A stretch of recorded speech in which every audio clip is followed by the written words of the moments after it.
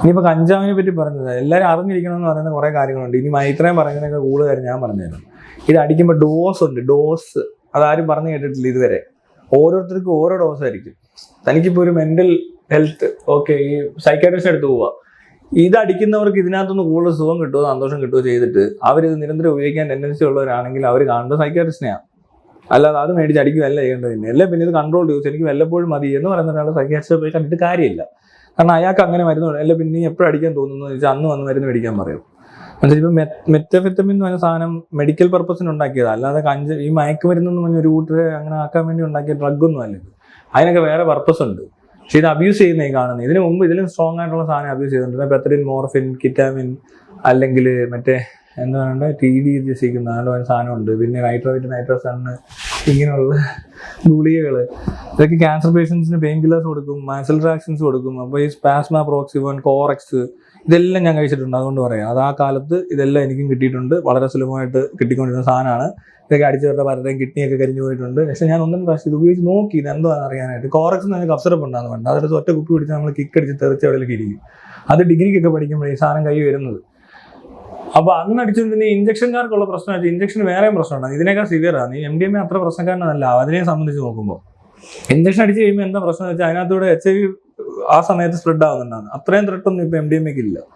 എന്നിട്ട് ഇവിടെ കിടന്നുകൊണ്ട് MDMA എന്ന് പറഞ്ഞുണ്ടാക്കുന്ന എന്താണെന്ന് അറിയത്തില്ല. അന്നും പേരൻസിനെ കൊന്നവരുണ്ട്, ആത്മഹത്യ ചെയ്ത് ഇഷ്ടം പോലെ വരുന്നുണ്ട്. എനിക്ക് തന്നെ ഒരു 3-4 പേര് ആത്മഹത്യ ചെയ്തിട്ടുണ്ട്. ഫ്രണ്ട്സ്, എനിക്കറിയാവുന്ന സീനിയേഴ്സ് എല്ലാം ഡ്രഗ്സ് അന്ന് കുത്തി ഇരിക്കും. അവർ ആദ്യം ഞരമ്പുകളെല്ലാം കരിഞ്ഞു പോവും, ഇത് കരിഞ്ഞു പോവും, ഇവിടം കരിഞ്ഞു പോകും. അവസാനം ഡയറക്റ്റ് തന്നെ ഇവിടെ നിന്നാണ് ഷൂട്ട് ചെയ്യുന്നത്.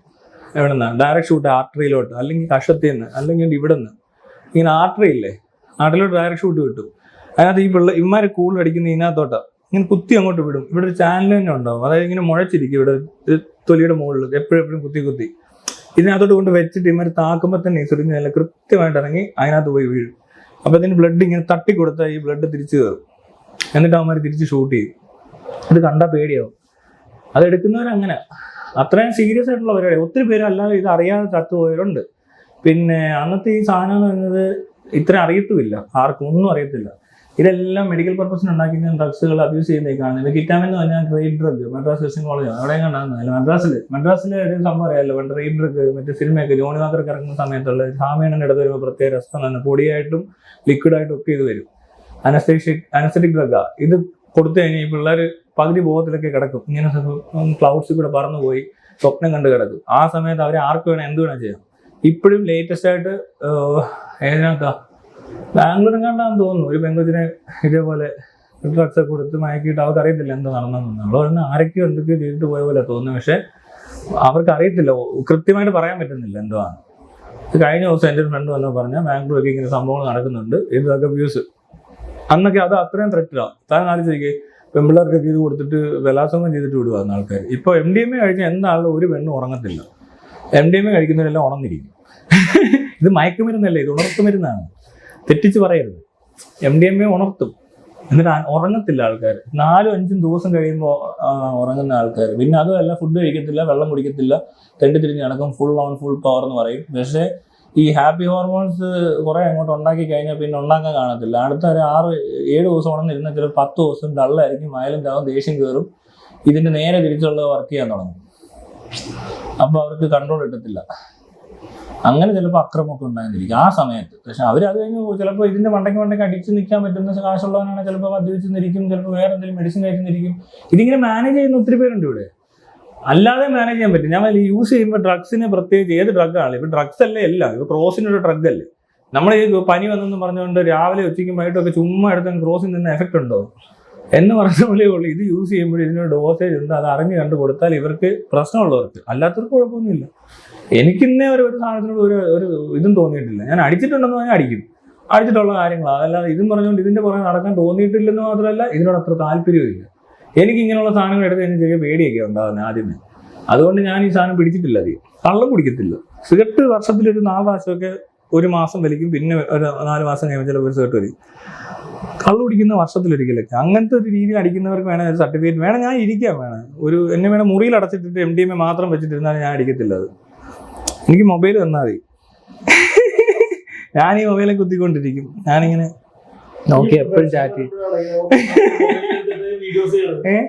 എന്നിട്ട് എനിക്ക് വീഡിയോ കിട്ടി കഴിയുമ്പോൾ നമ്മുടെ ആ കഴപ്പങ്ങ് മാറും.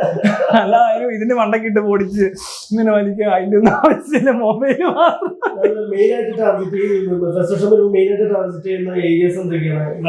ഫ്രസ്ട്രേഷനോ? നീ എന്ത് ഫ്രസ്ട്രേഷൻ കൊണ്ട് വീഡിയോ ഇടുന്നവനോ? ഞാനോ? സന്തോഷം വരുമ്പോഴേ വീഡിയോ, ദുഃഖം വന്ന വീഡിയോ എടുത്തില്ല. വീഡിയോ ഇടുന്ന കുറെ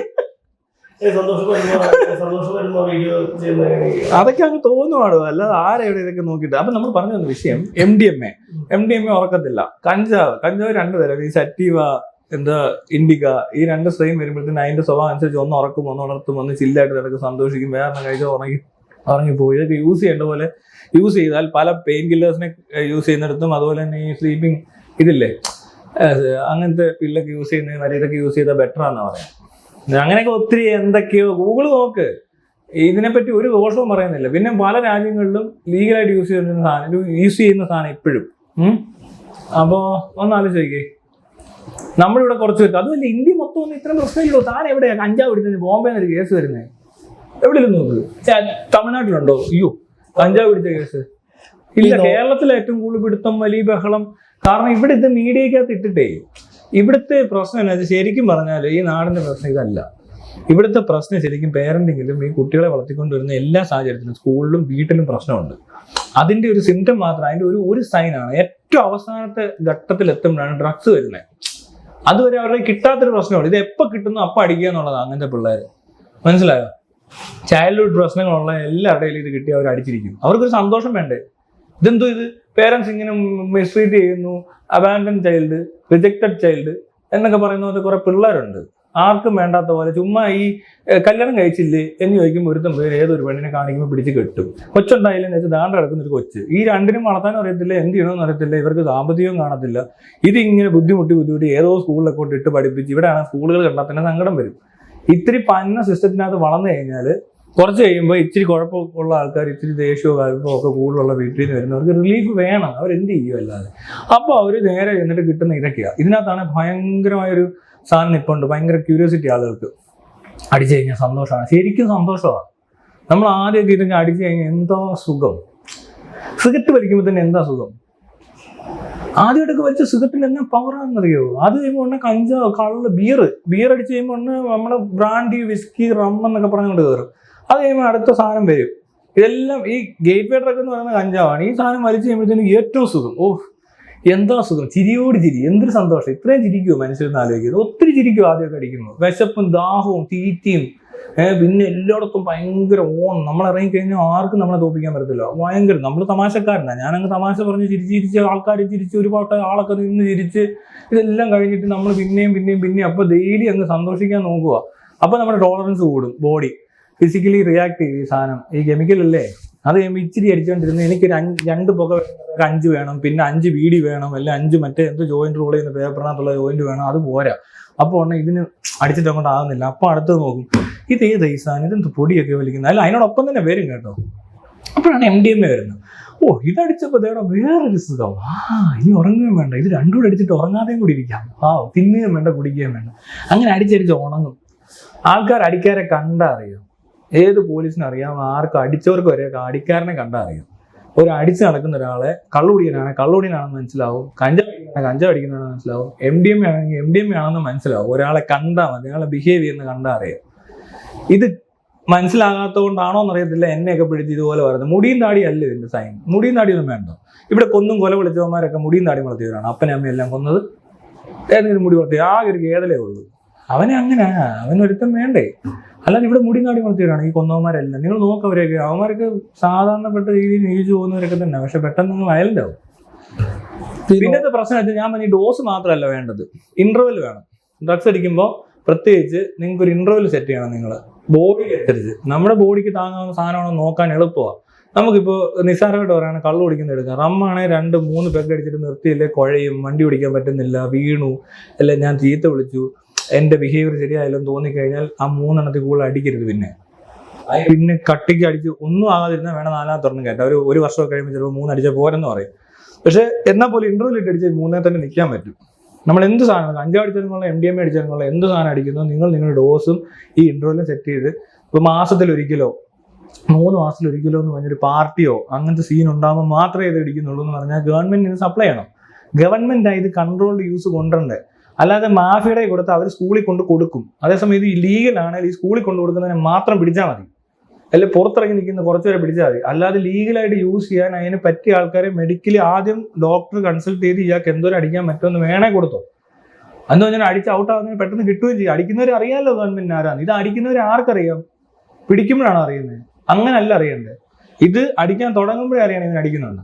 അല്ല അവൻ എന്തിനും താമസം അടിച്ചെന്ന് വിചാരിച്ചോട്ടെ, അടിക്കട്ടെ. കഞ്ചാവൊക്കെ അടിക്കണ്ടല്ലേ. ഇതൊക്കെ ഇതാ റിക്രിയേഷണൽ ഡ്രഗ്സ് ആണ്. ആൾക്കാർക്ക് എന്തെങ്കിലും റിക്രിയേഷൻ ഒക്കെ വേണം. ജോലി എടുത്തങ്ങും രാവിലെ വൈകിട്ട് വരെ പണിയെടുത്താൽ മാത്രം പോരാ.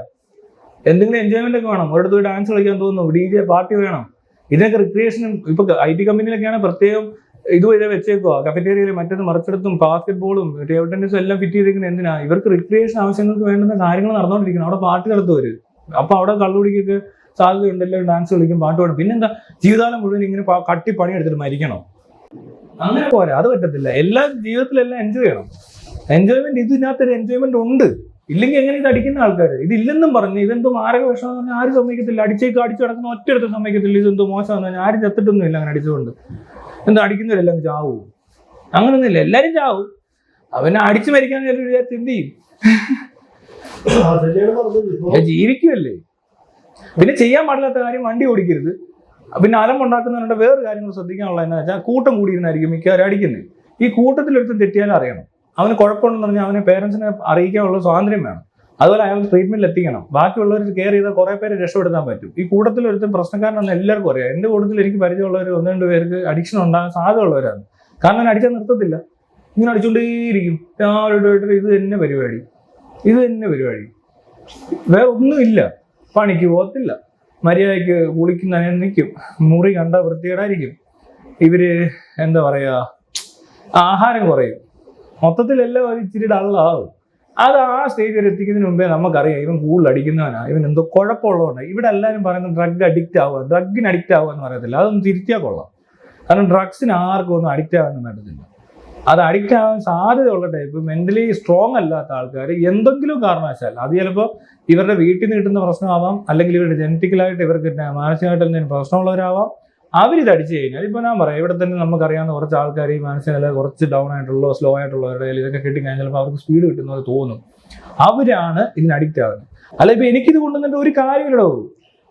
എനിക്ക് വേണ്ട, അല്ലാതെ തന്നെ ഞാൻ ഇങ്ങനെയൊക്കെ തന്നെ ഇവിടെ നിൽക്കുന്നത്. എനിക്ക് ഒരു കുറവുമില്ല. മനസ്സിലാകുന്നുണ്ട്? എനിക്ക് കുറവുണ്ടോ എന്ന് ചോദിച്ചാൽ ഉള്ളത് എന്താ വെച്ചാൽ എനിക്ക് സ്പീഡ് കുറയ്ക്കണം. അതെല്ലാം എനിക്ക് പേടിയാവും. കുറച്ച് കഴിയുമ്പോൾ ഞാൻ ഇടയ്ക്ക് ഒരു ഇച്ചിരി എന്തെങ്കിലുമൊക്കെ അടിച്ചു കഴിഞ്ഞാൽ എനിക്കൊരു വേറൊരു ബോധം വരും. അപ്പോഴെനിക്ക് ഇത് വരുന്നു, അയ്യോ പ്രശ്നമാണോ, ഞാൻ കുറച്ച് നാളായിട്ട് അലമ്പാണല്ലോ. നോർമലി നല്ല അലമ്പാ. നോർമലിലാണ് ഞാൻ ഏറ്റവും കൂടുതൽ പ്രശ്നം ഉണ്ടാക്കുന്നത്. അബ്നോർമൽ എന്തെങ്കിലും അടിച്ചിട്ടിരിക്കുകയാണെങ്കിൽ ഞാൻ എവിടെയും സ്വസ്ഥമായിട്ടിരിക്കും, പുറത്തിറങ്ങാനൊക്കെ പേടിയായിരിക്കും. എല്ലാം അടങ്ങി ഒതുങ്ങി ഇരിക്കും, എന്തെങ്കിലും ആലോചിക്കും, ചിന്തിക്കുന്നതൊക്കെ അപ്പോഴാണ്. അല്ല ഇതങ്ങോട്ട് കെട്ടുവിട്ട് കഴിഞ്ഞാൽ പിന്നെ ഇറങ്ങി അങ്ങ് പോവാ. മനസ്സിലായി? എനിക്ക് കള്ളു അടിച്ചാലും കഞ്ചാവ് അടിച്ചാലും എന്ത് സാധനം അടിച്ചാലും എനിക്ക് ആ സമയം മാത്രം ഞാനൊരു ഒരു അനങ്ങി ഇരുന്ന് എന്തെങ്കിലും ചെയ്യത്തുള്ളൂ. അല്ലെങ്കിൽ എന്ത് പറ്റുന്ന വെച്ചാൽ ഞാൻ ഇറങ്ങി തിരിച്ച് നാട് കൊണ്ട് പ്രശ്നങ്ങളൊക്കെ ഉണ്ടാക്കി. ഇടയ്ക്ക് എനിക്ക് ഇതുപോലത്തെ സാധനം ആവശ്യമാണ് ഒരു സമയത്ത്. ശരിക്കും വലിയ പ്രായത്തിൽ ഇതൊക്കെ കിട്ടിയില്ല എന്ന് എനിക്ക് വേറെ വല്ലതായി പോയത്. കാരണം ഞാൻ പ്രശ്നം ഇതിൽ കൂടുതൽ ഉണ്ടാക്കുക. മനസ്സിലാകുന്നുണ്ടോ? നേരിട്ട്. അല്ലാതെ ഇപ്പോൾ ഓൺലൈനിൽ ഇരുന്ന് പറയുന്നത് വലിയ കുഴപ്പമൊന്നുമില്ല. ആ സമയത്തൊക്കെ ഇതുപോലെ ഓരോന്നൊക്കെ അടിച്ച് കള്ളു കുടിക്കുമ്പോഴത്തേക്കും ഒന്ന് തോന്നും, ചിലപ്പോൾ ഒരു കഞ്ചാവ് അടിച്ചുകൊണ്ട് അടങ്ങിയിരുന്നിട്ട് അയ്യോ ചിന്ത മാറും. അങ്ങനെയൊക്കെയാണ് തോന്നിയത്. അല്ലാതെ എനിക്ക് ഈ സാധനത്തിന്റെ എന്താ പറയുക ഹൈയിലോട്ട് പോയി ഇതിനപ്പുറം കാണിക്കാനൊന്നും ഇല്ല. പിന്നെ കള്ളു കുടിച്ചാൽ കാണിക്കും. മദ്യപിച്ച് കഴിഞ്ഞാൽ എൻ്റെ ഇതിങ്ങനെ നിൽക്കുന്ന ഞാൻ തിരിയും, പടയപ്പയാണ്. ഇതൊക്കെ ഊരിക്കളഞ്ഞങ്ങ് പോകും. വേണേ ആ കല്ലും മേടിക്കാൻ എനിക്കൊരു മടിയൊന്നുമില്ല. അടിച്ചു വരുത്ത എന്നെ കണ്ടോണ്ടല്ലോ ഈ ആളെ എനിക്ക് കാണാനേ പറ്റത്തില്ല. അത്രയ്ക്ക് ബുദ്ധിമുട്ടായിരിക്കും കള്ളു കുടിച്ചാൽ. കള്ളു കുറച്ചും കുടിക്കത്തില്ല, കുറേ കുടിക്കുന്നു. 2 കാലം ഇറങ്ങി റോഡിൽ വീഴുന്നു, വണ്ടിയിൽ നിന്ന് വീഴുന്നു, എന്തൊക്കെയാണ് കാണിച്ചോണ്ടിരുന്നത്. മദ്യം ഭയങ്കര പ്രശ്നം എന്നെ സംബന്ധിച്ച് എനിക്ക്. അതേസമയം മറ്റു സാധനങ്ങൾ എന്നെ അത്രയും ബുദ്ധിമുട്ടിച്ചിട്ടില്ല. നമ്മുടെ നോർത്ത് ഇന്ത്യയിലെ ഈ പിള്ളേരില്ലേ, ഇപ്പൊ ഞാൻ കൂടുതലായിട്ട് അല്ല ഒരു കവർ പ്ലാസ്റ്റിക് കവറില് എന്തോ വലിക്കുക, പിന്നെ അപ്പൊ തന്നെ ഒരു പ്ലാസ്റ്റിക് കവർ പശയൊക്കെ എടുത്തിട്ട് മണക്കുന്നതാണ് തുണിക്കകത്ത് വെച്ചിട്ട്. എന്തുകൊണ്ടായിരിക്കും അത് കൂടുന്നത്? ഇപ്പൊ ഇവിടേക്ക് അതില്ല. സന്തോഷിക്കാനൊന്നും ഇല്ലെന്നേ. നോർത്ത് ഇന്ത്യയിലാണ് അത് കൂടുതൽ. എവിടെ അടിക്കുന്നവനും അത് പ്രശ്നമുണ്ട്. സന്തോഷമാണ് പ്രശ്നം. ഇവിടെ നീ ഹാപ്പി അല്ലേ എന്ത് ചെയ്യും? എനിക്ക് ഒരു സമയത്ത് ഞാൻ അത്ര ഹാപ്പി അല്ല. ആ സമയത്തൊക്കെ ഇത് വരുന്നത്. പിന്നെ നമുക്ക് ഈ ജോലിയൊക്കെ ആയി നമ്മുടേതായ രീതി മാറുന്നു. നമുക്ക് വലിയ ബുദ്ധിമുട്ടില്ലാത്ത സ്ഥലത്ത് എത്തിക്കാൻ നമുക്ക് ഇതിനോടല്ല താല്പര്യം കുറയും, സ്വാഭാവികമായിട്ടും കുറയും. പിന്നെ ഈ സമയം കൊണ്ട് ഇത്തിരി മാനസിക പ്രശ്നമുള്ള ആൾക്കാരുണ്ട്. ഈ അടിക്ക് ടെൻഡൻസി ഉള്ള ആൾക്കാർ അടിച്ചു പോയാൽ അവർ നിർത്തത്തൊന്നുമില്ല. അല്ലാത്തവരെല്ലാം കൺട്രോൾ യൂസേഴ്സ് ഇവിടെ അടിക്കാത്തവർ കുറവാണ്. എല്ലാം നോക്കൂ, എന്തെങ്കിലും ഒരു ലഹരി പദാർത്ഥം ഉപയോഗിക്കാത്ത ഒറ്റ ഒരുത്തും കേരളത്തിൽ കാണത്തില്ല. ഒന്നെങ്കിൽ മദ്യമായിരിക്കും, അല്ല കഞ്ചാവായിരിക്കും, അല്ല സിഗരറ്റായിരിക്കും. എന്താ കഞ്ചാവ്, MDMA, എന്തെങ്കിലും ഒരു സാധനം. MDMA അടിക്കുന്നതിന് ഉറപ്പായിട്ട് ഇതിന്റെ ബാക്കിലെല്ലാം അടിക്കും. കള്ളു കുടിക്കുന്നതിന് MDMA അടിക്കണമെന്ന് നിർബന്ധമൊന്നുമില്ല. അല്ലെങ്കിൽ കഞ്ചാവ് അടിക്കുന്നതിന് ഈ പറഞ്ഞ പോലെ LSD അടിക്കണമെന്ന് നിർബന്ധമൊന്നുമില്ല. സാധ്യത ഉണ്ടെന്നേ ഉള്ളൂ. ചിലർ കഞ്ചാവ് മാത്രം അടിക്കും, വല്ലപ്പോഴും ഇതൊക്കെ അടിക്കും. അതങ്ങനെ നോക്കി കണ്ടും ചെയ്യും. എവിടെ പോവാണോ? അങ്ങനെയൊക്കെ മനസ്സിലായോ? അപ്പൊ ഈ അടിക്കുന്നവരെ പിടിച്ചിട്ട് കാര്യമില്ല.